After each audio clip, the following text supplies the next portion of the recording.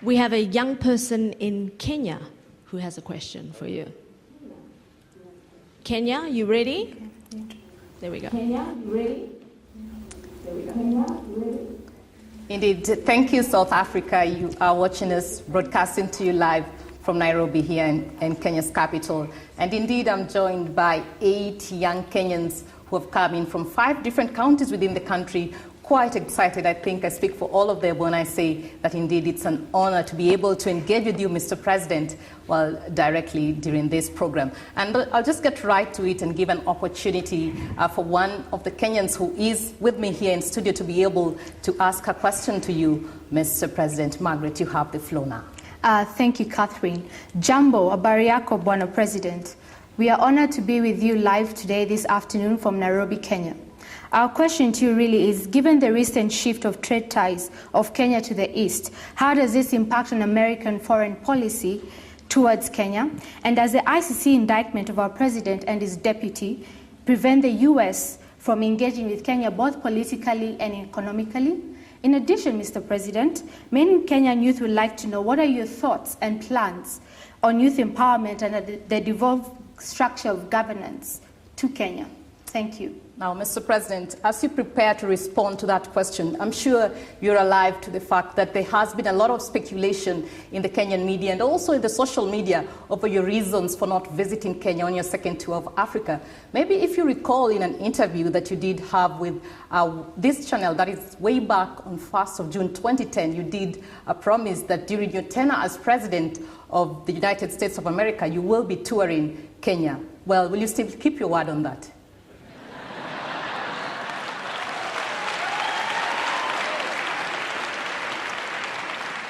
Well, asante sana. It's wonderful to see all of you.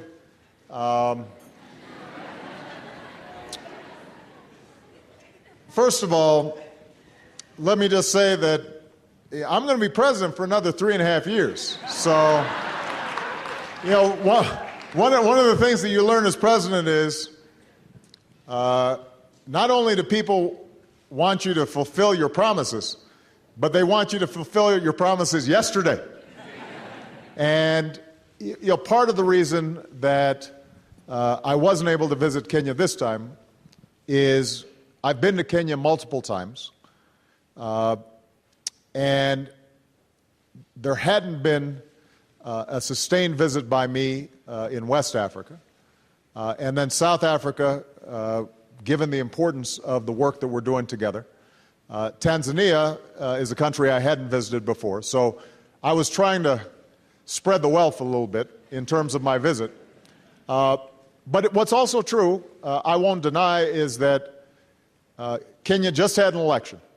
I was very proud to see the restraint in which the election was held. We did not see a repeat of the violence that we saw in the last election.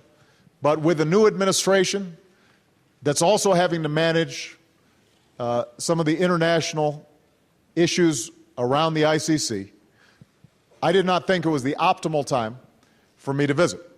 But as I said, I've got 3.5 years. So if in 3 years and 7 months I'm not in Kenya, then you can fault me for not following through on my promise.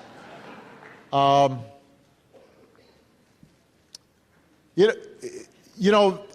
raised the issue of whether our attitudes towards Kenya changed because of Kenya's orientation towards trade and commerce with the East. And this was asked of me before. It's a general question that I get during this visit. People saying, well, you know, China's here a lot, and you know, is this what's motivating America to want to be more involved? And I want to make 2 points. First of all, our commitment to Africa is based on our belief in Africa's promise and Africa's future, and we want to be part of that future. Second of all, I think everybody should be involved in Africa.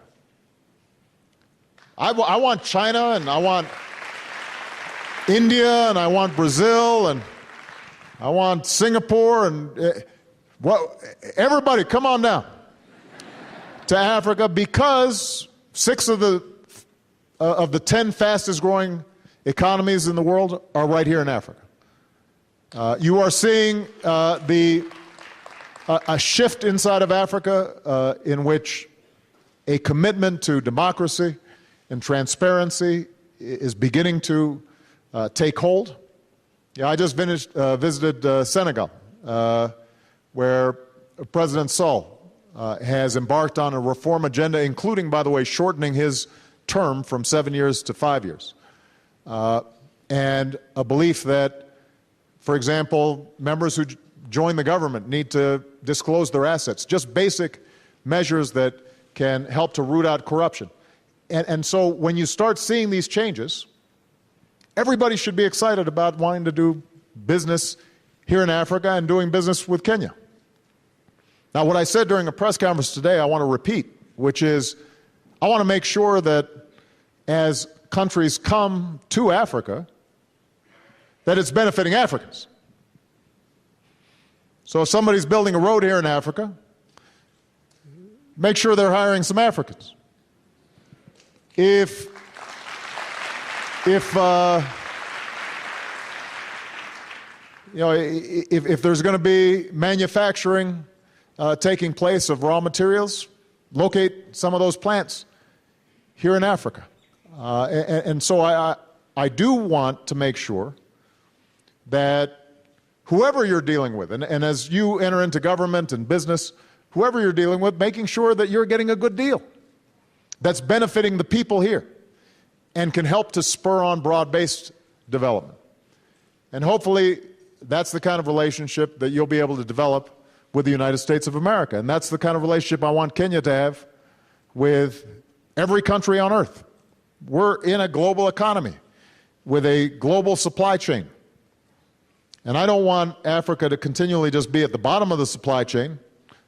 You produce the raw materials, sold cheap, and then all the way up the chain, somebody else is making the money and creating the jobs and the value. So part of what your generation's challenge will be is making sure that, first of all, you have a transparent, accountable, non-corrupt, open government, because economic development is not going to happen in the absence of that kind of certainty. That's what businesses want. They don't want to have to pay a bribe just to get phone lines installed in their business. They don't want to have to hire somebody's cousin just to open a business. And we have to be honest about it. In a lot of countries, that's still the case. And that discourages investment. And then, as you move into positions of power, I want to make sure that you're negotiating a good deal with these other countries. Now, it's got to be realistic. It's got to be based on what assets do you bring to bear. And initially, at least in some countries and in some regions and parts of Africa, you're looking at a certain type of manufacturing or a certain type of industry that may not be very capital intensive, for example, because there may not be as much capital initially to invest.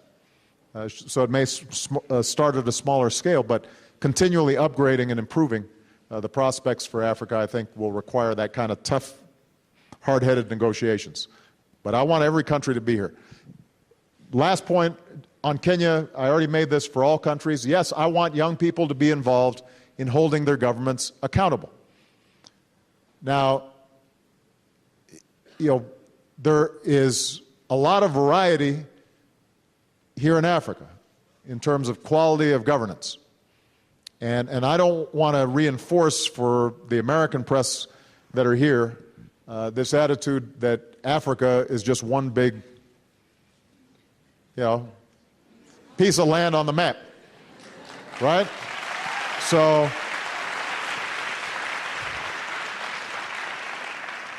there's a lot of variation.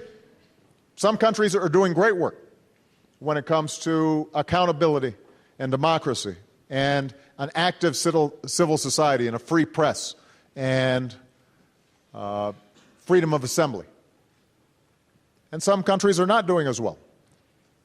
But what's exciting right now is you're starting to see more and more a norm, a standard take hold in Africa.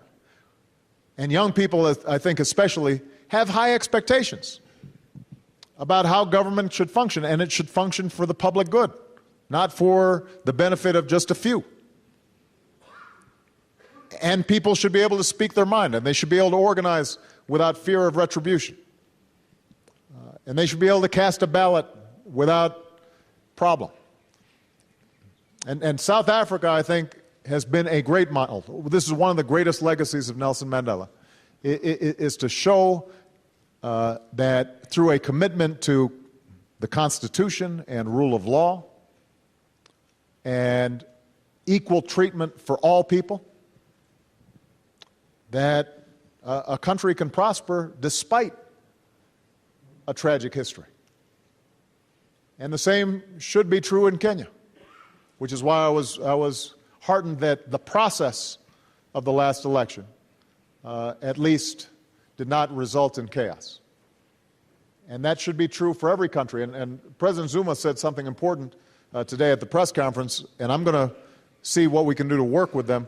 The African Union, I think, is trying to create sort of a peer review system so that it's not just the United States coming in and lecturing some African country that's not observing democracy. It's fellow Africans who are saying, what are you doing?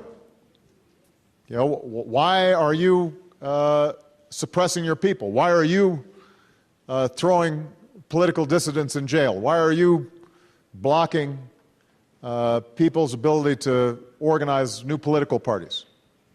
And when peers are organizing in that fashion, then slowly standards get raised and new norms are established.